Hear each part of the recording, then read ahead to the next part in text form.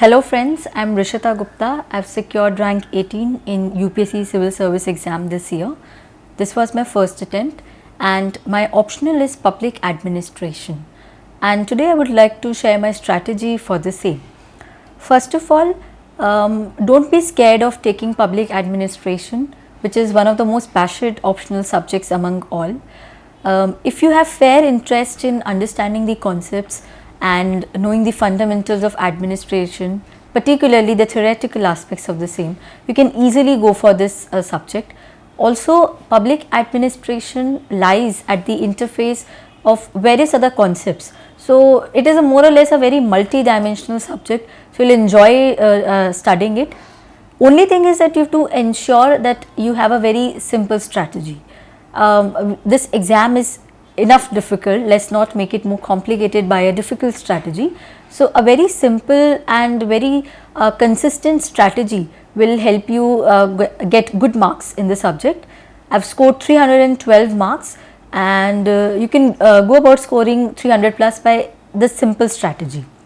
So, certain things which I followed and which I think worked for me are firstly is that you should be focusing on less number of sources and more number of revisions. I think this is an omnipresent fact which has been told by various toppers in the past years, and this is something that we need to understand, that we don't have to read 10 books for a topic. A single book would suffice, but we need to read that single book wisely, be able to understand the concepts. Conceptual understanding, I think, lies at the fulcrum of scoring good marks in this exam. So, clearer your concept, you will be able to write anything about anything that is asked in the exam, because you cannot understand the question, you can only understand the topic. Next thing is that you have to do a lot of writing practice.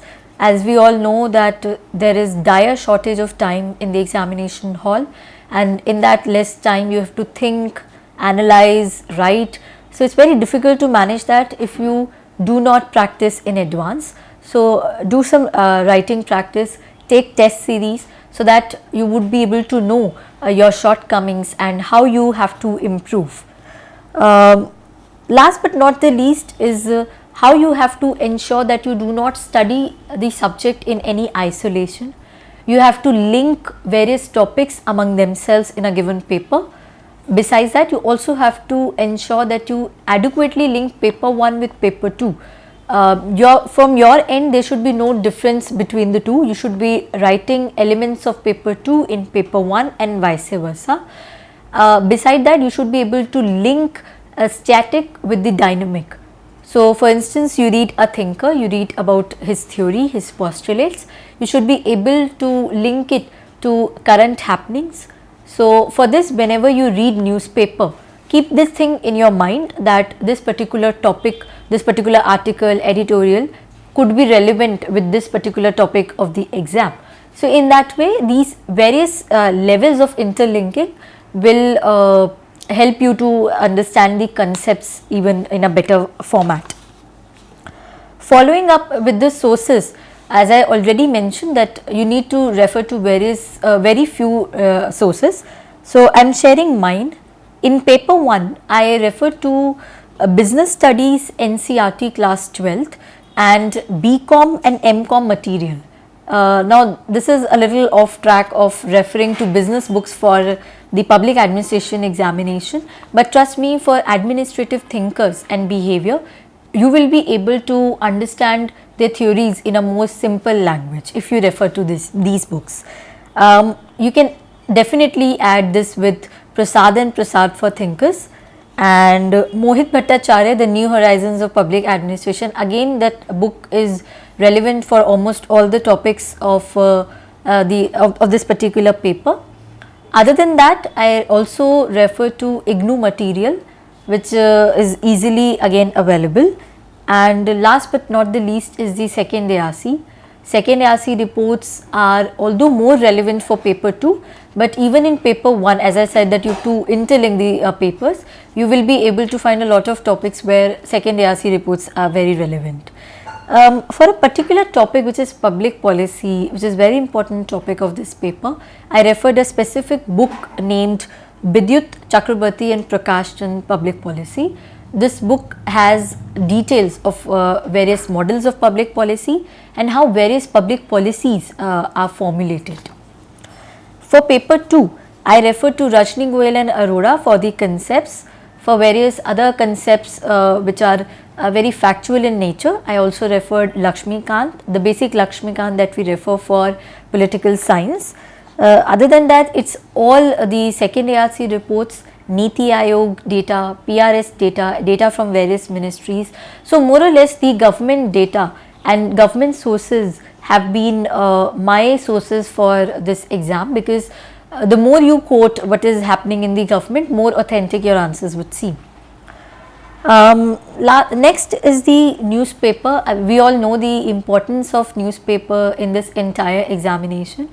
I refer to Indian Express, Mint and some editorials of Hindu.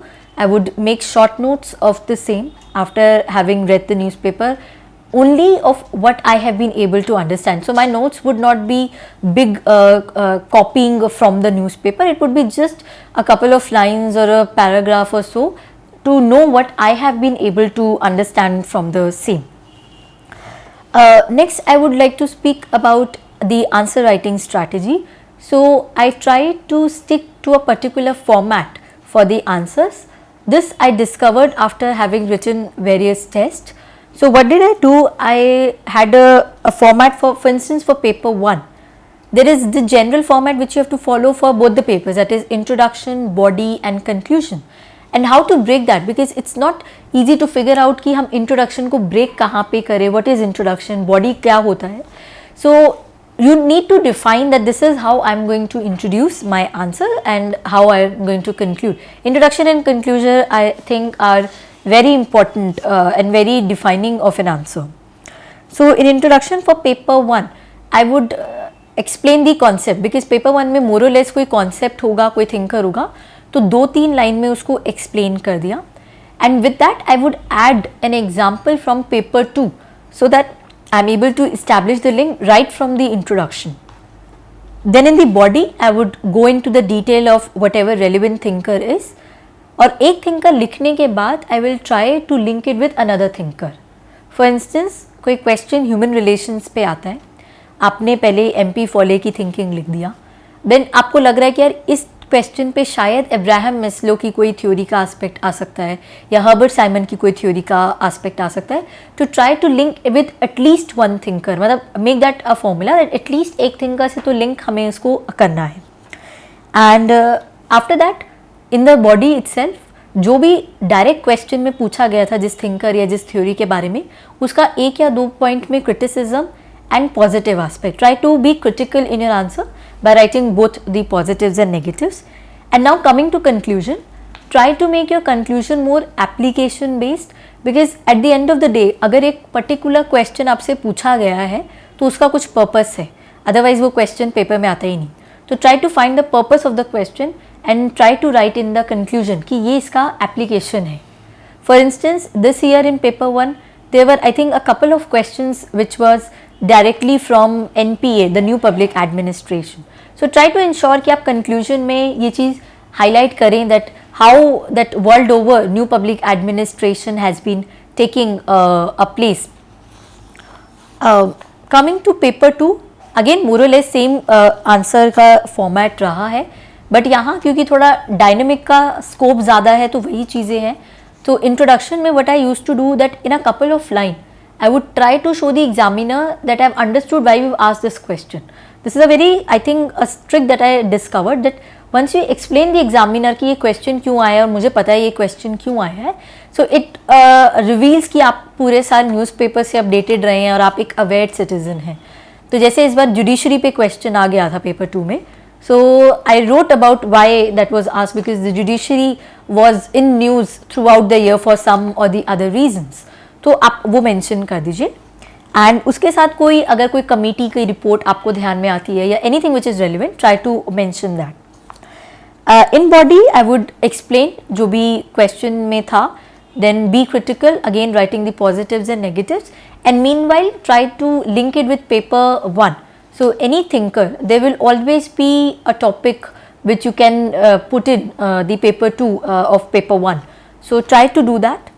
And in conclusion, again, a conclusion should be a way forward. That's something I followed for paper 2 exclusively, that my conclusion had to be a way forward for what can happen in the future, or what should be my opinion, or what should be my comment on something that can happen in the future.